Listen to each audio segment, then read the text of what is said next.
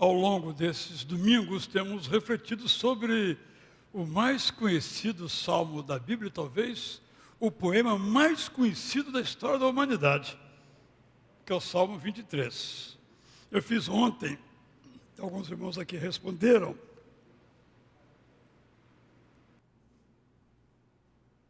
uma enquete sobre os salmos preferidos dos irmãos. Obviamente, deu o Salmo 23 como mais preferido e mais outros dois salmos que ficaram perto, o Salmo 121 e o Salmo 139. Foi muito bom ouvir os irmãos de diferentes lugares que participaram dessa enquete, respondendo ao formulário que enviei àqueles que participam conosco de nossos modos de comunicação. Sem dúvida alguma, este salmo, numa linguagem simples, profunda, fala tudo o que experimentamos ao longo dos nossos dias. E eu agora vou me ater então ao verso 4. Já comentei os anteriores, e o verso 4 é aquele que diz, na versão que estou lendo aqui, nesse caso a mais antiga, corrigida, que é a que está na nossa memória afetiva e melódica e teológica: ainda que eu ande pelo vale da sombra da morte, não temerei mal nenhum, porque tu estás comigo, o teu bordão e o teu cajado me consolam. E a frase que eu quero deixar bem claro, se nada mais dessa mensagem permanecer na sua alma, é a seguinte: o Deus eterno não nos manda aflições. Todas são consequências da desobediência, ou nossa ou de outras pessoas. Vou repetir esse lead, esse resumo, essa síntese. O Deus eterno não nos manda aflições. Todas são consequências da desobediência, ou nossa ou de outras pessoas. Eu quero ilustrar isso com algumas situações da Bíblia que nós conhecemos muito bem, de grandes aflições pelas quais passaram algumas pessoas. Começo por Davi. Entre as muitas aflições que ele enfrentou, uma foi com o seu filho Absalão, que se revoltou contra o pai e desejou tomar o lugar do pai na chefia do governo.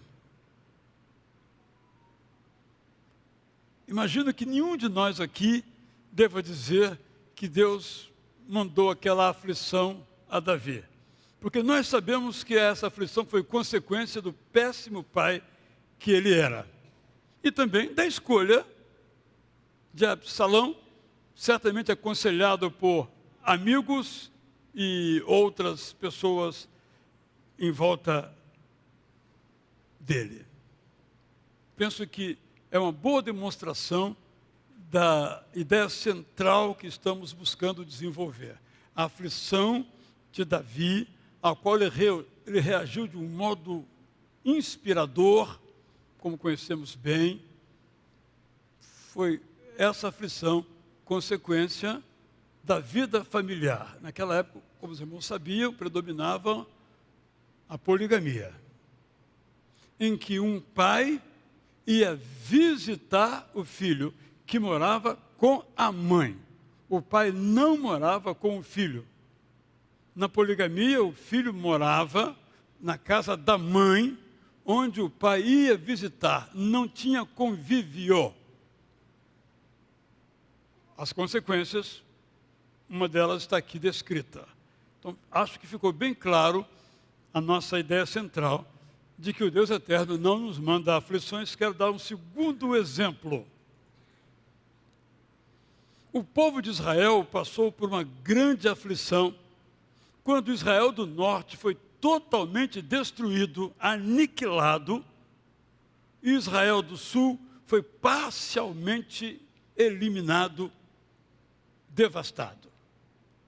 O resultado foi que nunca mais houve Israel do Norte, ou Samaria, como uma nação herdeira da experiência de Jacó, e só 70 anos depois, por tempo da duração da aflição no exílio, fora as aflições internas, porque o exílio foi em 586 a.C., mas as invasões assírio-babilônias começaram muito tempo antes, talvez 20 anos antes, já estavam perseguindo, atacando e, por fim, acabaram conquistando o Israel do Sul ou Judá.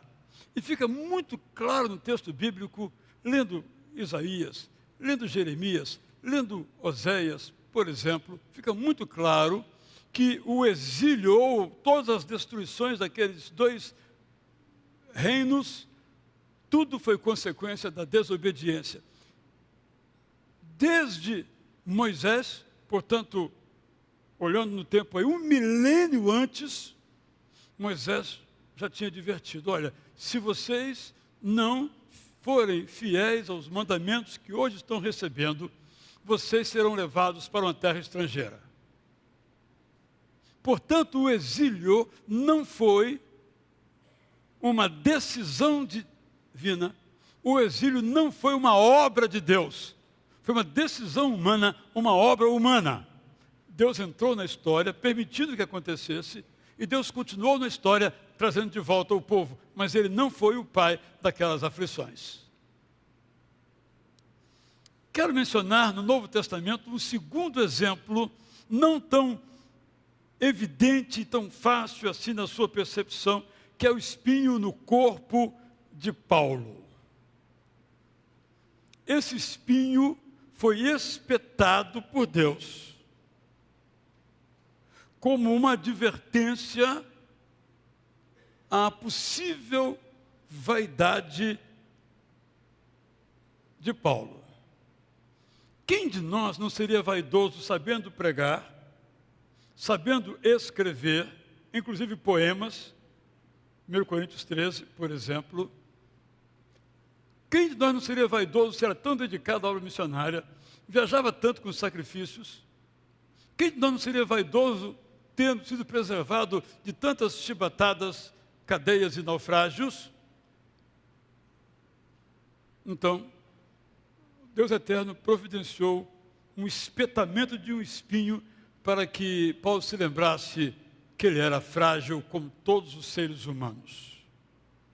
Mas temos uma dificuldade aqui, nisso que eu falei, que o apóstolo Paulo diz que esse espinho era um mensageiro de Satanás.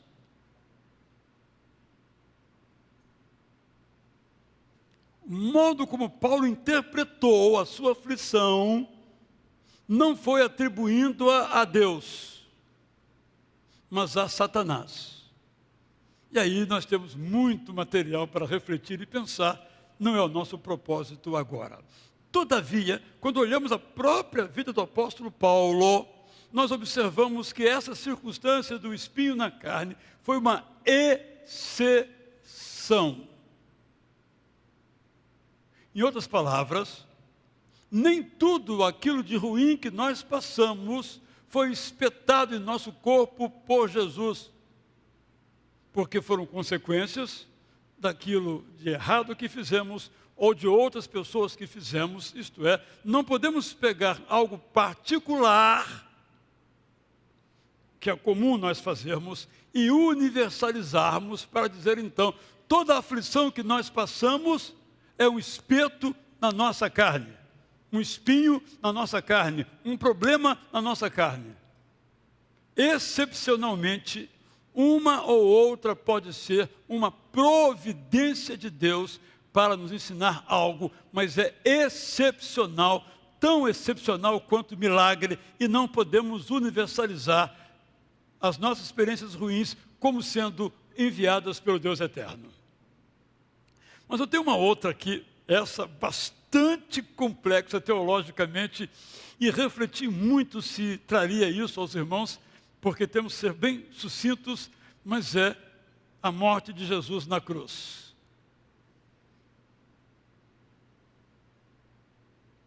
Nós estamos acostumados a pensar que o Pai enviou Jesus para morrer na cruz.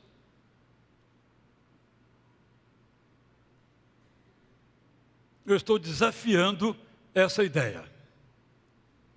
A decisão do assassinato de Jesus foi tomada por seres humanos. Deus enviou o seu Filho para salvar o mundo. Quando, no diálogo que é a história, os homens mataram Jesus, Deus transformou aquela morte em algo expiatório, em algo em nosso lugar. O que eu estou dizendo com isso? Porque muitas vezes nós temos uma impressão lamentavelmente predominante de que tudo o que acontece na história, Deus determinou que acontecesse. Muitas vezes não conseguimos distinguir entre aquilo que Deus sabia que ia acontecer e aquilo que Ele determinou que deveria acontecer. Nós, adolescentes, juniores, lendo a Bíblia, temos uma grande pergunta. Se Deus sabia que Adão iria pecar, por que então criou Adão? Todo junior adolescente teve essa pergunta na cabeça. Né? Aquilo foi a nossa primeira crise teológica. Alguns já resolvemos, outros ainda não resolvemos essa questão. De novo, não é o nosso propósito aqui agora. Quando Deus criou o mundo e o ser humano, Ele sabia do que ia acontecer. Mas Ele não determinou que Adão e Eva pecassem. Foi uma livre escolha dele. Os irmãos se recordam que há muitos anos, contei aqui, estando em Jerusalém, onde acho que nunca mais irei, por razões evidentes, como estamos aí observando, eu perguntei a um guia judeu, argentino, judeu, israelense, se ele acreditava que Jesus Cristo era o Messias. Ele disse, eu creio que ele é o Messias. E eu perguntei também, por que mataram Jesus? Ele disse, por causa do templo. Ou, bem diretamente, digo eu, por causa do dinheiro. Que é sempre a causa de todos os homicídios? Raramente não é. Porque Jesus acabava com o sistema do templo. Os sacrifícios moviam muito dinheiro. Era preciso que aquilo se mantivesse. Por isso, trataram de eliminar Jesus. Estou apenas dizendo com isso que, para mim, fica evidente também que a própria morte de Jesus não foi uma aflição que Deus mandou ao seu Filho. Mas Ele, diante das aflições que Jesus Cristo passou, Ele disse, eu não quero morrer. Foi claríssimo, como nós mesmos dizemos quando estamos nessa dificuldade. Mas Deus transformou aquela aflição no meio pelo qual Ele nos oferece a sua salvação. Tirando essas questões teológicas de lado, que não é, como eu disse, o nosso propósito aqui. No caso de Davi, o sofrimento por Absalão, seu filho, o ensinou a ser um pai melhor. No caso do exílio da Babilônia, foi uma providência, não foi uma providência, vou repetir, o exílio da Babilônia não foi uma providência divina, mas uma consequência da desobediência humana. Mas Deus usou aquela circunstância para gerar um novo tipo de judaísmo, onde havia mais graça e menos lei. É nesse contexto, por exemplo, que os profetas dizem, não queremos sacrifício, queremos misericórdia, queremos compaixão. Foi por causa do exílio. Foi uma experiência, olhando depois, muito boa. mas Deus transformou aquela coisa ruim em coisa boa. Repito e volto então ao princípio. O Deus eterno não promete que nós não vamos passar por aflições. Estou voltando ao início da frase, segundo a qual o Deus eterno não nos manda aflições. Estou conectando as duas frases para dizer então que o Deus eterno não promete que nós não passaremos por aflições, algumas severas. O que ele promete é que estará conosco durante as nossas aflições, o que pressupõe que teremos e passaremos por aflições. E quando elas vierem, quando elas acontecerem, o Deus eterno estará conosco. Porque elas virão. Estão com alguns de nós agora. Já vieram e passaram. As que estão também passarão. As que vierem, de igual modo, passarão. O Deus eterno, pois, não promete que nós não passaremos por situações que nos tragam medo, mas promete que estará conosco para enfrentarmos essas situações. Por essa razão, na versão prazer da palavra, esse trecho do Salmo foi assim escandido.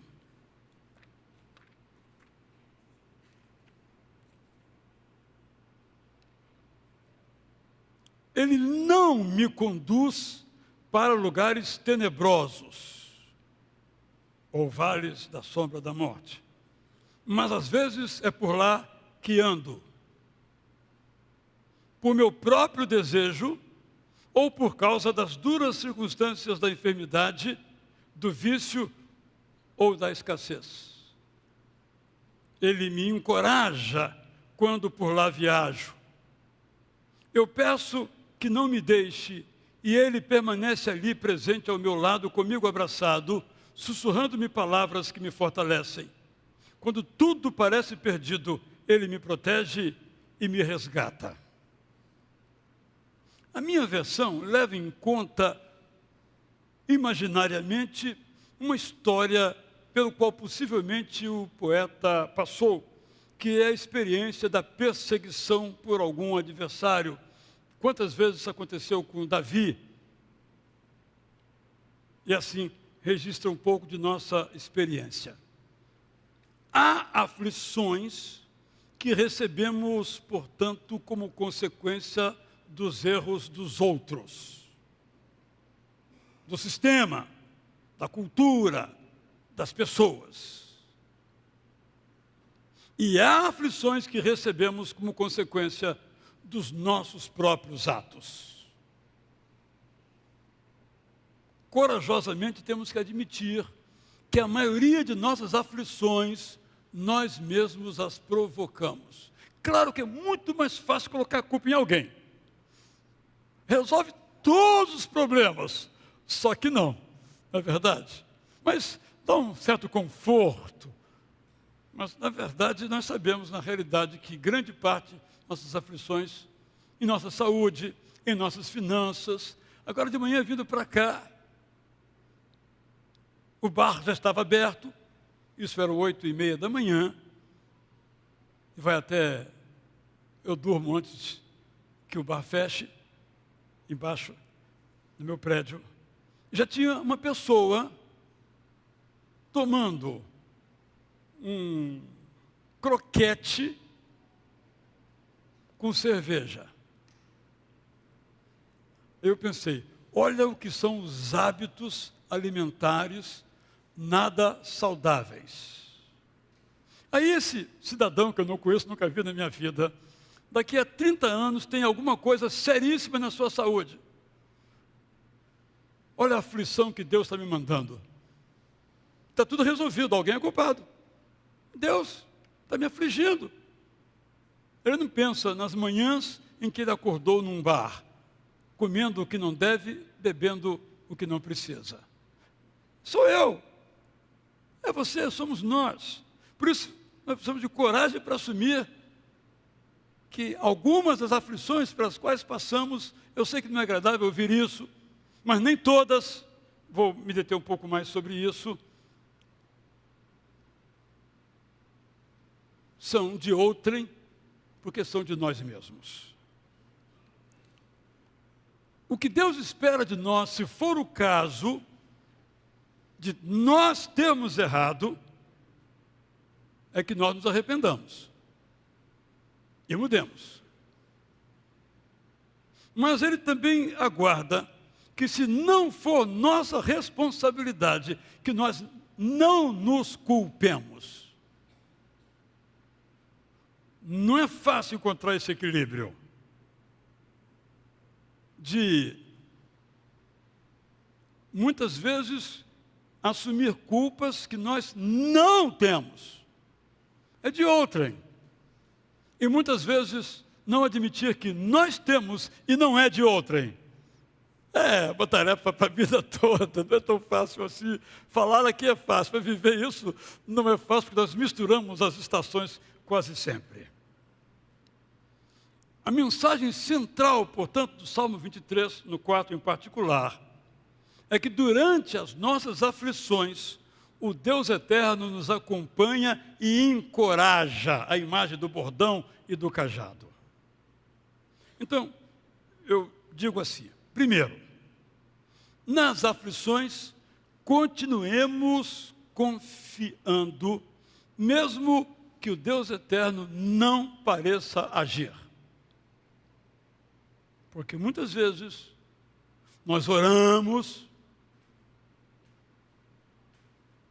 e Deus parece, como muitas vezes os salmistas escrevem, está sentado. Nós oramos, levante, Ele continua sentado, nem aí para o nosso problema. É assim que nos sentimos. Quando somos honestos, admitimos isso. O que eu estou dizendo é, continuemos confiando, mesmo que o Deus eterno não pareça estar em ação. Porque está. Não há chance de não estar em ação. Segundo, não nos achemos culpados se não somos. Quando eu tive câncer, e depois agora na recidiva, claro que rapidamente me passou a pergunta, o que eu fiz? Eu não fiz nada. Não fiz nada. Como é que eu posso assumir uma culpa para a qual eu conscientemente não contribuí? Não é minha culpa. Não foi minha culpa ter câncer. Embora vocês saibam que as pessoas pensam assim, né? Se fulano de tal está com câncer, com a doença A ou B, alguma coisa ele fez. Os amigos de Jó. E alguma coisa ele não fez. É circunstância. Às vezes a genética, às vezes o clima em que vivemos, ou quase sempre não sabemos. Mas a nossa cabeça não convive com o não sabemos. Temos que inventar uma resposta. Quando não sabemos. E se somos culpados, admitimos isso, percebemos que fizemos e agora colhemos, peçamos perdão e ajuda a Deus para que nós façamos as mudanças necessárias. Gente, a maioria de nós não muda. Mesmo sabendo que está errada, a gente não muda. Nos termos antigos, somos como o faraó de dura cerviz. Ou, na linguagem popular, carne de pescoço.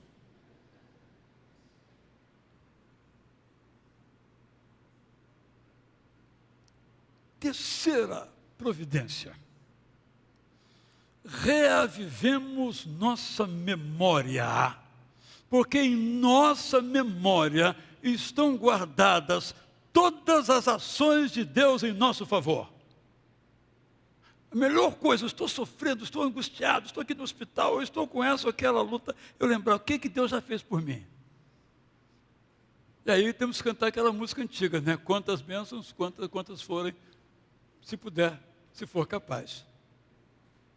Está tudo guardadinho na nossa memória. Aquela situação A, situação B, aquela dificuldade, aquele exame, aquela dívida, aquele desentendimento, está tudo guardado como Deus resolveu aquilo na nossa memória. Por isso que agradecer é bom.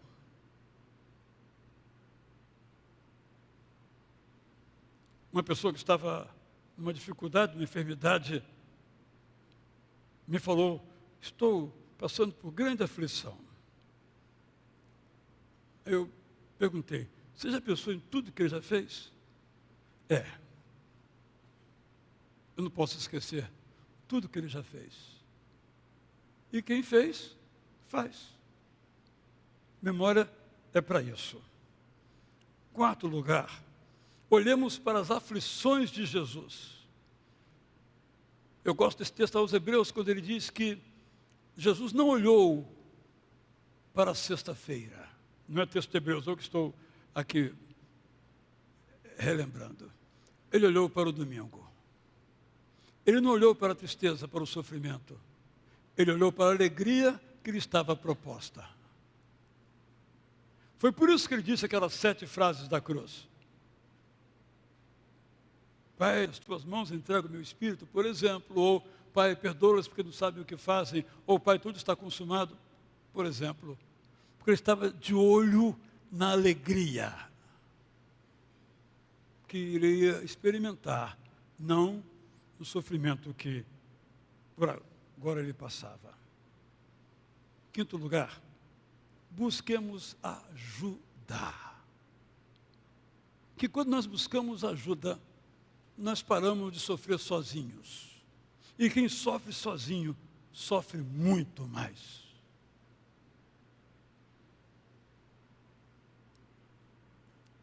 Sexto e último, usemos a nossa fraqueza para sermos mais fortes e para ajudar os outros. Há muitos anos, John Piper escreveu um breve texto em que ele dizia o seguinte: não desperdice a sua doença. Por exemplo, eu vou dizer, não desperdice a sua aflição. Ela veio, não foi mandada por Deus, não é da vontade de Deus, nem é da sua vontade, mas ela veio por causa de pessoas ou de você mesmo. Ela veio, partamos desse ponto de partida. Ela veio, ela está aí.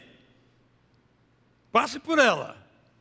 Depois você diga: meu Deus, eu saí forte. O apóstolo Paulo disse que eu posso dizer que na minha fraqueza eu fico forte. Espero que essas frases ajudem você na compreensão da maravilha do Salmo 23, de tudo aquilo que podemos aprender e aplicar nas nossas próprias vidas. O título dessa pequena série é Guiados com o Salmo 23. Guiados pelo Espírito Santo com o Salmo 23. Guiados por Jesus com o Salmo 23. Como cantaremos agora, Jesus me guia em pé. Cantemos esse desejo profundo, esse anseio, esse anelo das nossas almas. Nesse momento em pé, nós o faremos.